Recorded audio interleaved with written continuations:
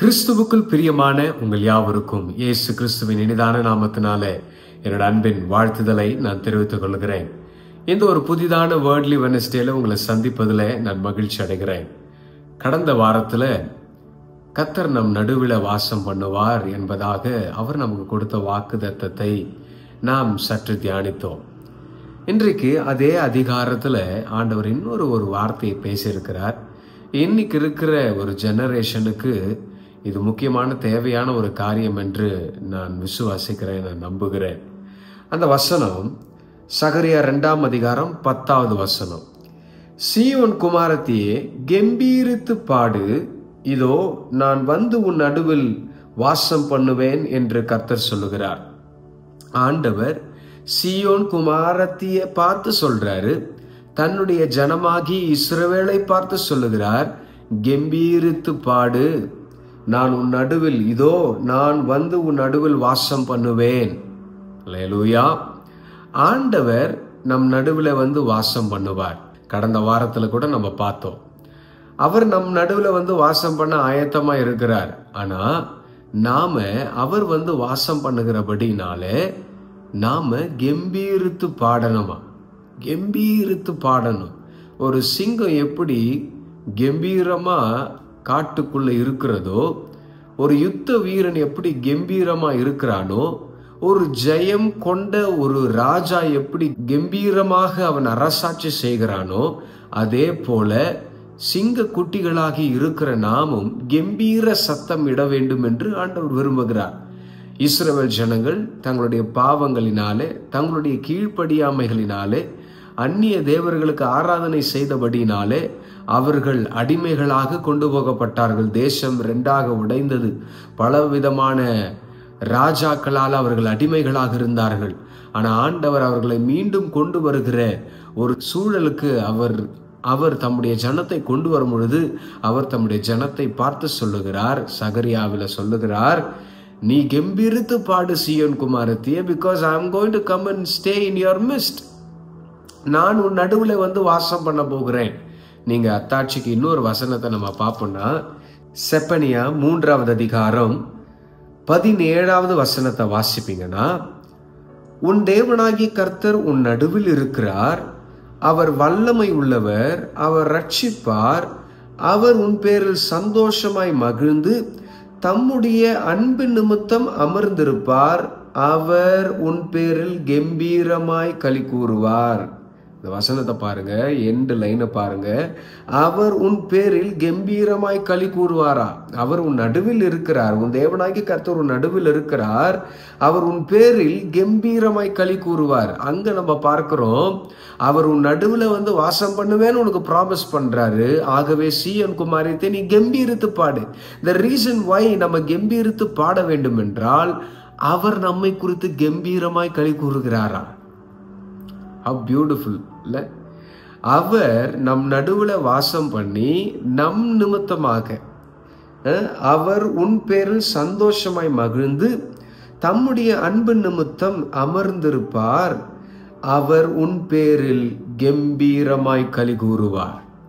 ஆண்டவர் உங்க பேரிலையும் என் பேரிலையும் கம்பீரமாய் களி கூறுகிறபடினாலே நாம் சீயோன் குமாரத்திகளாக அவர் நம் நடுவில் வாசம் பண்ணுகிறபடினாலே கம்பீரித்து களி கூற வேண்டுமா? கம்பீரித்து பாட வேண்டும்.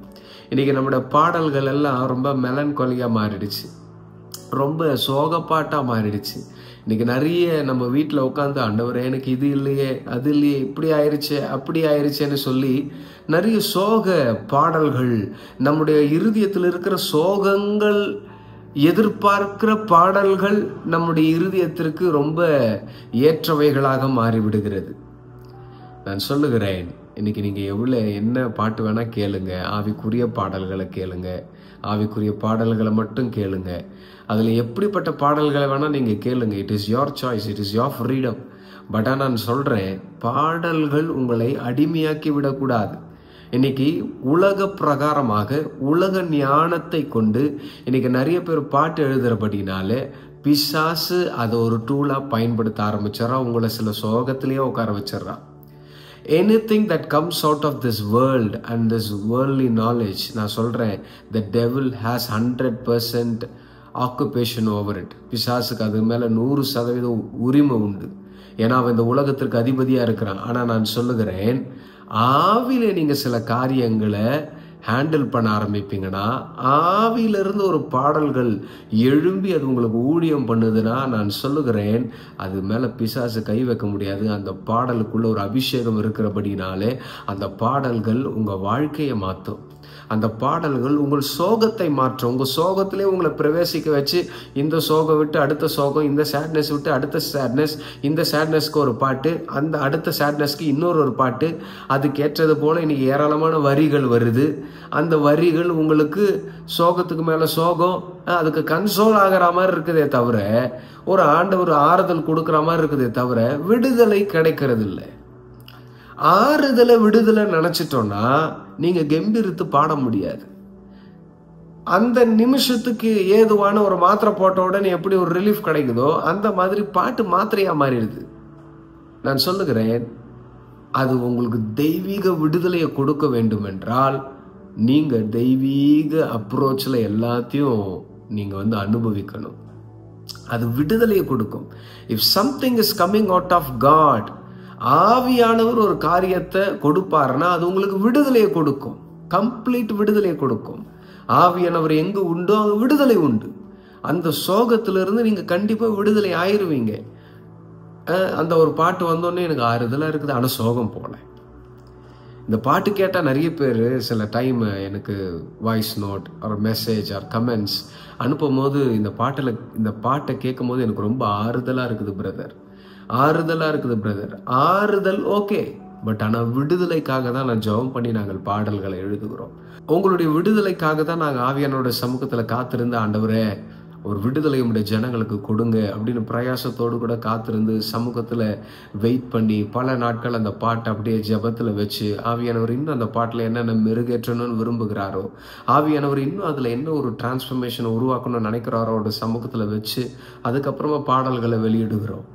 மாம்ச ஞானத்தில் பாட்டு எழுதணும்னா நாங்கள் எவ்வளோ எழுதி எவ்வளோ பண்ணலாம். மாம்ச ஞானத்தில் மியூசிக்கு இந்த உலகத்துலேருந்து எவ்வளோ காரியங்களை கிராப் பண்ணி பண்ணணும்னா எவ்வளோ பண்ணலாம். ஆனால் அவைகள் ஒரு நாளும் விடுதலையை கொடுக்காது. ஒரு இன்ஸ்டன்ட் ரிலீஃப் மாதிரி, ஒரு இன்ஸ்டன்ட் ஒரு கம்ஃபர்ட் மாதிரி இருக்குமே தவிர, நான் சொல்லுகிறேன் இன்றைக்கு ஏராளமான பாடல்கள் அப்படியா இருக்கிறது.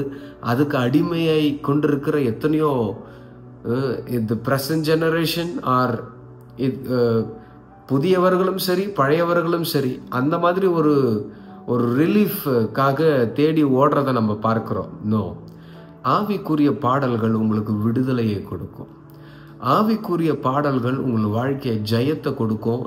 இன்ஸ்டன்ட் ரிலீஃப் கிடையாது. இன்ஸ்டண்ட்டாக இது மருந்து போட்டேன்னு எனக்கு ஒரு வலியெல்லாம் போயிருச்சு. நோ, அது அல்லங்க ஆண்டவர் கொடுக்குற ஆசீர்வாதம். ஆவியானவர் எங்க உண்டு அங்க விடுதலை உண்டு, கம்ப்ளீட் ரிலீஃப். அதுதான் கம்பீரமான பாடல், அதுதான் கம்பீரமான பாடல். இன்றைக்கு நாம் கம்பீரமான பாடல்களை பாட வேண்டும் என்று ஆண்டவர் விரும்புகிறார். இதுல என்ன பிரதர், எது கம்பீரமான பாடல் எது கம்பீரம் இல்லாத பாடல் நீங்க கேட்கல. நான் சொல்றேன், உங்களுக்குள்ள கம்பீரம் இருக்கணும். உங்களுக்குள்ள கம்பீரம் இருக்கும் பொழுது நான் சொல்லுகிறேன், நீங்க பாடுகிற ஒவ்வொரு பாடல்களிலும் அந்த கம்பீரம் இருக்கும். ஆவியானவர் மகிமைப்படுவார். There must be a spiritual intervention, spiritual breakthrough into your life. I don't want to blame anybody. இவங்கெல்லாம் நல்ல பாட்டு எழுதுறாங்க, இல்லை மற்றவங்கெல்லாம் உலக பிரகாரமாக தான் எழுதுறாங்க நான் சொல்ல மாட்டேன். எல்லாரும் ஏதோ ஒரு விதத்தில் ஆண்டவர் அவங்களுக்கு உதவி செய்கிறாரு, ஆண்டவர் அவங்களுக்கு தாளந்தை கொடுத்துருக்கிறாரு. சில பேர் ரொம்ப உலக பிரகாரமாக இந்த சினிமாலேருந்து காப்பி அடிச்செல்லாம் பண்ணுறாங்க, நான் அதெல்லாம் சொல்ல வரல. அப்படிப்பட்டவர்களுடைய செய்கைக்கு தக்க பலனை கர்த்தர் அவர்களுக்கே கட்டளையிடுவாராக. ஆனால் நிறைய பேர் பிரயாசத்தோடு கூட பாரத்தோடு கூட பாட்டு எழுதுகிற எத்தனையோ தேவ ஊழியக்காரங்க இருக்கிறாங்க. சில நேரங்களில் அந்த பாட்டெல்லாம் நம்ம அப்படியே கேட்டுட்டு அப்படியே போயிடுவோம். நல்ல டியூனில் நல்ல லிரிக்ஸ் இல்லை அப்படின்னு போயிடுவோம். ஆனால் நான் சொல்லுகிறேன், உங்களுக்குள்ள ஒரு கம்பீரம் இருக்கும் என்றால் கர்த்தருக்கு நடுவில் இருக்கிறார், அவர் அமர்ந்திருக்கிறார், அன்பாய் இருக்கிறார் அப்படி என்கிற அந்த வசனத்தின் உறுதி நான் சொல்லுகிறேன் will turn your worship into a different way. உங்களோட ஆராதனையை மிக வல்லமையாக மாற்றிவிடும். உங்களுக்குள்ள அந்த ஆவிக்குரிய இன்டர்வென்ஷன் வேணும், உங்களுக்குள்ள அந்த ஆவிக்குரிய கம்பீரம் வேணும். அந்த ஆவிக்குரிய கம்பீரம் வேணும். இன்னைக்கு இந்த கம்பீரத்தை பிசாசு கொஞ்சம் கொஞ்சமா எடுக்கிறான். அவனுக்கு ஏதுவான கம்பீரத்தை போட்டுடுறான். இன்னைக்கு சரீர பிரகாரமான கம்பீரம், நல்ல பாட்டு, டான்ஸ், உற்சாகம், ஆக்ஷன், நிறைய கம்பீரம், உலக பிரகாரமான கம்பீரம், அதெல்லாம் ஆண்டவருக்கு நம்ம கொடுக்கணும். நான் சொல்றேன் அது எல்லாமே வெரி ஃபைன். ஆனா நான் சொல்றேன், உங்களுக்குள்ள ஆவிக்குரிய கம்பீரம் இல்லாம சரீர கம்பீரத்தை மட்டும் நீங்க காட்டுறீங்கன்னா நீங்க உங்களையே முட்டாளாக்கிக்கிறீங்கன்னு அர்த்தம். சீயோன் குமாரத்தே, நீ கம்பீரித்து பாடு. அந்த கம்பீரம் சரீரத்துல மாத்திரம் காட்டுறது இல்ல, ஆவியில கம்பீரம் வேணும். இன்னைக்கு இந்த சரீரத்துல கம்பீரத்தை நம்ம நிறைய காட்டுறோம், ஆனா ஆவியில கம்பீரம் இல்லை.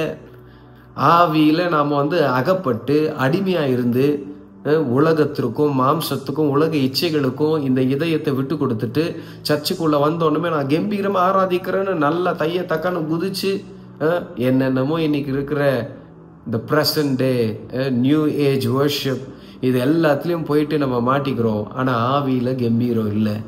நான் சொல்கிறேன், உங்களுக்குள்ள அடிமைத்தனமும் பாவமும் உலகத்திற்கு அடுத்த இப்பிரபஞ்சத்திற்கு ஒத்த வேஷம் இருக்கிற வரையிலும் நீங்கள் எவ்வளோ கம்பீரமாக ஆராதிச்சு நல்ல வைப்ரண்ட்டான மியூசிக்கு, வைப்ரண்ட்டான சவுண்ட் எஃபெக்ட்ஸ் எல்லாம் போட்டு நீங்கள் ஆராதிச்சாலும் நான் சொல்கிறேன், உங்களுக்குள்ள ஆவிக்குரிய கம்பீரம் இல்லாவிட்டால் நான் சொல்லுகிறேன், அவர் நம் நடுவில் இருக்க மாட்டார். இன்னைக்கு நம்ம நினச்சிக்கிட்டு இருக்கிறோம், நம்ம நல்லா வர்ஷிப் பண்ணுறதுனால அவர் நம் நடுவில் இருக்கிறாருன்னு, நம்ம நல்லா டான்ஸு, நல்லா ஆண்டவரே ஆண்டவரேன்னு கத்துறோம், எல்லாமே பண்ணுறோம். உள்ளுக்குள்ள ஆவிக்குரிய கம்பீரம் வேணும். அதுக்கு ஆவியானவர் உள்ளே இருக்கணும். இன்னைக்கு நம்ம ஆவியானவர் நம்மை வழி நடத்துகிறதற்கு நம்மை பூரணமாய் விட்டு கொடுப்போம்னா நான் சொல்லுகிறேன், நம்முடைய தன்மை மாறும், நம்முடைய ஆராதனை தன்மை மாறும், நம்ம லைஃப் ஸ்டைல் மாறும், நம்மளுடைய வர்ஷிப் மாறும். இன்னைக்கு வர்ஷிப் ரொம்ப உலக பிரகாரமாக போயிட்டு இருக்குது. மாம்ச கம்பீரம் இருக்கிறது, ஞானத்தின் கம்பீரம் இருக்கிறது, ஆவிக்குரிய கம்பீரம் இல்லை. ஆவிக்குரிய கம்பீரம் இருக்கும்னா நான் சொல்றேன், நம் ஆராதனைகளில் பிசாசு நடுங்குவான், விலகி ஓடுவான், விலகி ஓடுவான். சும்மா ஆடிட்டு போக மாட்டான், அவன் விட்டு விலகி ஓடுவான். அவருடைய கிரியைகள் நிர்மலமாகும், வியாதியஸ்தர்கள் சுகமடைவார்கள், பலவீனர்கள் பலன் கொள்ளுவார்கள். எத்தனையோ அற்புதங்கள் அடையாளங்கள் நடக்க ஆரம்பிக்குங்க. இன்னைக்கு எழுப்புதலுக்கு தடையா இருக்கிறது ஆராதனையுமாய் மாறிவிடுகிறது. இன்றைக்கு நம்முடைய ஆராதனைகளில் ஆவிக்குரிய கம்பீரம் இல்லாததுனால தான் எழுப்புதலின் மேன்மையை நம்ம இன்னும் ருசிக்காம இருக்கிறோம். பிசாசு ஆராதனைகளை ரொம்ப காம்ப்ரமைஸ்டா மாத்திட்டான். உலகத்தார் எப்படி பண்றாங்களோ அந்த பேட்டர்னை யூஸ் பண்ணி நம்ம ஆவியானவரை துக்கப்படுத்துகிறது தான் இன்றைக்கு ஆராதனைகளில் தேவனுடைய மகிமை வெளிப்படவில்லை. ஆராதனைகளில் வாலிபர்கள் அபிஷேகம் பெறுகிறது இல்லை. இன்னைக்கு பல மணி நேரங்கள், அன்று இருந்த காலகட்டத்தில் 1/2 மணி நேரம் 1 மணி நேரம் சபையில் ஆராதிச்சாலே புதுசா எத்தனை பேர் அபிஷேகம் பெறுவாங்க. இன்னைக்கு 7 மணி நேரம் 8 மணி நேரம் 10 மணி நேரம் 12 மணி நேரம், எவ்வளோ நேரம் வித்தியாசமான ஒரே நாளில் 10 12 ஊழியக்காரங்க 1 மணி நேரம் வர்ஷிப் நடத்தினாலும் ஒரு சேஞ்சும் வரல. சர்ச்சில் ஒரு ஈவெண்ட் நடந்து முடிஞ்சிச்சுன்றது போலதான் இருக்குதே தவிர there is no impact. ஆவிக்குரிய இம்பாக்ட் யங் ஜெனரேஷன் மத்தியில இல்ல.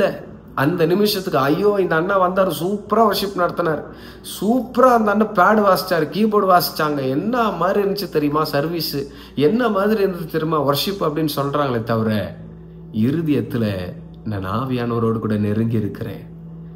ஆண்டவர் என்னை தொட்டார், என்னை அபிஷேகிச்சார், நான் பாவியா இருந்தேன், இன்னைக்கு நான் உணர்றேன், என் பாவத்திலிருந்து நான் விடுதலை பெற்றிருக்கிறேன்னு எத்தனை வாலிபு பிள்ளைங்க நம்முடைய கூடுகைகளில சொல்லுகிறார்கள்.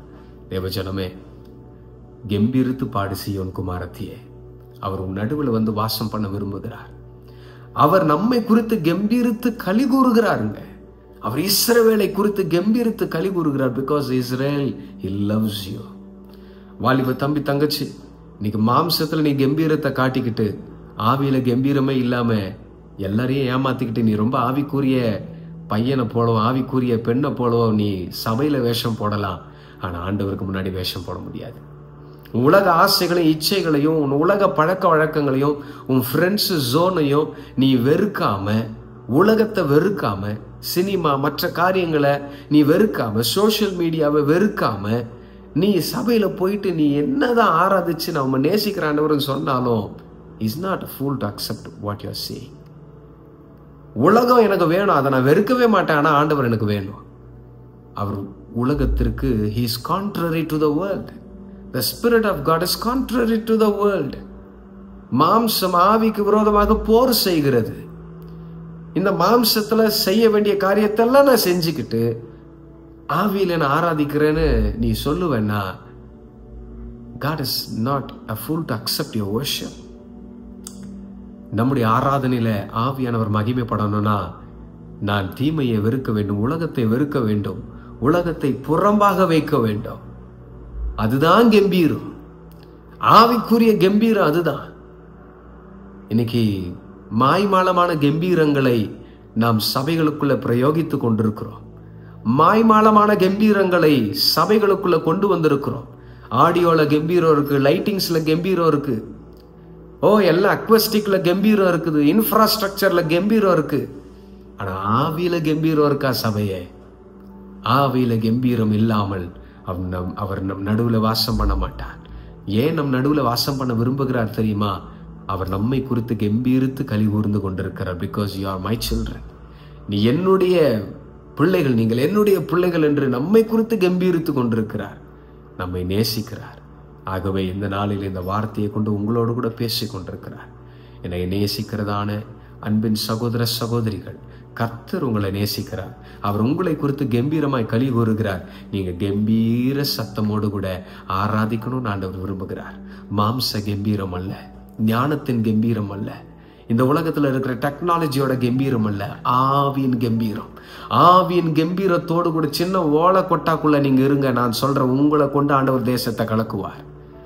ஒரு மெகா சர்ச்சில் தான் ஆண்டவர் பயங்கரமா கிரியை செய்வாருன்னு இல்லை. பயங்கரமா சர்ச் வச்சிருக்கிறாங்க, பயங்கரமா ஆடியோ சிஸ்டம் வச்சிருக்கிறாங்க, அவங்க கிட்ட எல்லாம் இருக்குது, அவங்க கிட்ட எல்லாம் உலகத்தின் பொருள் இருந்தாலும் ஆவிக்குரிய கம்பீரம் இல்லாம உலக கம்பீரத்தோடு கூட ஆடிக்கிட்டு இருப்பாங்கன்னா நான் சொல்றேன், அவங்களை கொண்டு அல்ல ஆண்டவர் தேசத்தை அசைப்பது. சின்ன குடிசைக்குள்ள ஒரு சின்ன 10க்கு 10 ரூம்ல கம்பீர ஆவிக்குரிய கம்பீரத்தோடு கூட ஆராதிக்கிற பிள்ளைகளா நீங்க இருப்பீங்கன்னா நான் சொல்றேன், you are the first candidate for God to be used. நீங்க தாங்க ஃபர்ஸ்ட் ப்ரிஃபரன்ஸ் ஆண்டவருக்கு. பெரிய பெரிய சபைகளில் நல்ல மியூசிக் எல்லாமே இருக்கும், ஆனா ஆவிக்குரிய கம்பீரம் எல்லாம் ஒண்ணுமே இல்லைங்க. நான் இப்படி பேசுறதுனால பெரிய பெரிய சபைகளை நான் பிளேம் பண்றேன் அப்படி இல்லை. எத்தனையோ பெரிய பெரிய ஆவிக்குரிய சபைகளுக்குள்ள ஆவிக்குரிய கம்பீரம் இருக்கிறது. அதனால நான் எவ்வளவு ஆசீர்வதிக்கப்பட்டிருக்கிறேன் எத்தனையோ பெரிய பெரிய சபைகளில. நான் சொல்லுகிறேன், you might have everything, but if you don't have அந்த ஸ்பிரிச்சுவல் ஆவிக்குரிய கம்பீரம் இல்லைன்னா நீங்க என்ன மாம்சத்துல கம்பீரம் காட்டினாலும் சரி, ஆண்டவருக்கு அதில் இஷ்டமே இருக்காதுங்க. இன்னைக்கு சீயோரும் குமாரத்திகளாக நாம் கம்பீரித்து பாடுவோம், ஆவியில கம்பீரித்து பாடுவோம். சத்துரு வெக்கப்பட்டு போவான். நம்ம ஆவியில கம்பீரித்து பாடுவோம்னா சத்துரு வெக்கப்பட்டு போவாங்க. அதுதான் ஆண்டவர் விரும்புகிறார். இந்த நாளில கர்த்தர் உங்களோடு கூட பேசுவார் என்று நான் தீர்க்கமாய் நம்புகிறேன். கர்த்தர் உங்களை ஆசீர்வதிப்பாராக. நான் உங்களுக்கு ஐச்சுவிக்கிறேன். பரலோக பிதாவே, இந்த வசனத்திற்காக நாங்கள் உம்மை ஸ்தோத்திரிக்கிறோம். ஆண்டவரே, சீயோன் குமாரத்தியே நீ கம்பீரித்து பாடு, இதோ நான் உன் நடுவில் வாசம் பண்ணுவேன் என்று கர்த்தர் சொல்லுகிறார் என்று நீர் சொல்லுகிற வார்த்தையை சகரியாவின் புஸ்தகத்தில் நாங்கள் வாசிக்கிறோம். We certainly believe this verse just for us. இது எங்களுக்காக எழுதப்பட்டிருக்கிற வார்த்தை என்று நாங்கள் நம்புகிறோம். செப்பனியாவில் நாங்கள் வாசிக்கிறோம், நீர் எங்களை குறித்து கம்பீரித்து ஆண்டவரை களி கூறுகிறீர் என்று நாங்கள் வாசிக்கிறோம். ஐயா ஆண்டவரே, நீர் எங்களை குறித்து கம்பீரிக்கிறீர், ஆனால் நாங்கள் எங்களுடைய வசதிகளையும் வாய்ப்புகளையும் வைத்து கம்பீரித்து கொண்டிருக்கிறோம்.